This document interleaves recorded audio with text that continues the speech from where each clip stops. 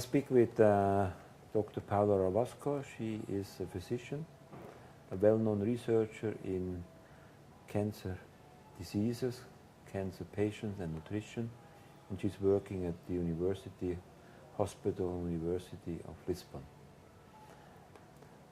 Paola, when we look on cancer patients, quite often they have a reduction in appetite and they have a consecutive weight loss.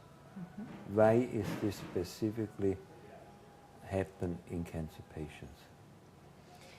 I think that it's cross-sectional to several chronic diseases, but it's more visible in cancer patients because there are more significant dimensions that contribute to weight loss in cancer.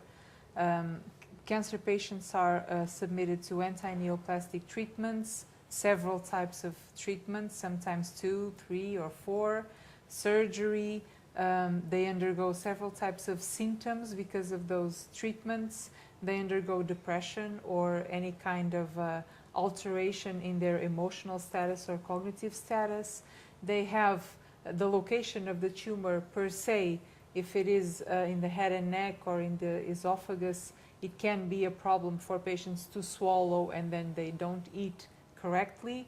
They have anorexia, which is a systemic type of symptom that is associated with several types of hormones and other specific products and substances. So there is a very wide range of dimensions and factors that can ultimately contribute to the weight loss of the patient, which is probably one of the most important factor that catches the attention of the clinician when he looks into a patient is when he starts to lose weight and he doesn't know why. Yeah. He just feels like he's losing weight. Yeah. And what are the consequences for the patients when he's losing weight? The direct consequences are the significant reduction in functional capacity, which will have a significant influence in the quality of life of the patient, which is very, very important and perceived by the patient as very important. The inability to maintain a physical activity and the daily activity. And of course, for the clinician, we have a very important and a very significant influence and a very significant impact, which is the likelihood of the interruption of the treatments. And this is what clinicians fear the most, to interrupt radiotherapy or chemotherapy or to delay the surgery in order to remove the tumor because the patient is malnourished or is losing weight or is simply weight loss. And do we have today possibilities to stop this weight loss or to stop this vicious cycle? Yes, today we do. Today there is already there is a consensus between the types of malnutrition and probably the place where the patient is in terms of malnutrition. We have a cachectic patient and we have a pre-cachexia spectrum. And in that pre-cachexia spectrum, that malnourished patient, that undernourished patient is reversible by adequate individualized nutritional counseling with or without supplements, and sometimes with specific nutrients that are added to supplements or to the regular diet. That weight loss can indeed be counteracted. That has been demonstrated, and it can be counteracted with very significant impact in quality of life, in functional capacity, and in toxicity from treatments and recovery from treatments as well, which is extremely important. And what is the most common supplement today?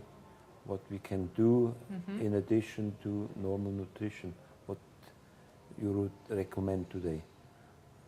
I think that the most consensual for the majority of cancer patients, and talking about a wide spectrum of types of cancers and cancer patients, small volume supplement with enriched in protein and with around 300 calories, which is high calorie, high protein supplement in a small volume. That is the most consensual by the clinicians and for the patients as well. This is what the patients receive, and this is what the patients comply to better. The supplements, they are enriched with specific nutrients like omega-3 fatty acids or others, other specific. You mean Fisher? Yes. Oh. Those can be considered as well, but it's not consensual, and it probably will be effective in a very specific group of patients. And that specific group of patients has not been identified yet in randomized controlled trials. It's promising, but it's still not consensual. So the high protein, high calorie, small volume supplement will probably be the best choice for the widest variety of cancer patients that are losing weight. So there's still a long way to go. Yes, there is still a long way to go, specifically in teaching physicians and in teaching nurses and pharmacists, and because nutrition professionals, dietitians and nutritionists, they know this already. The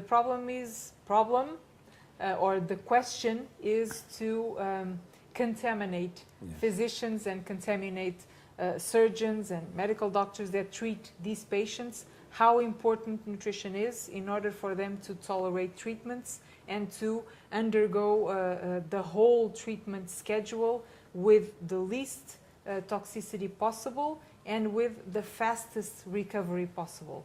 This is the most important thing, and with no interruptions. And this is where nutrition appears, and it plays a key role, and this is what physicians, and especially physicians, need to learn and need to understand why it's so important. Thank you very much for these clear statements. Thank you very much.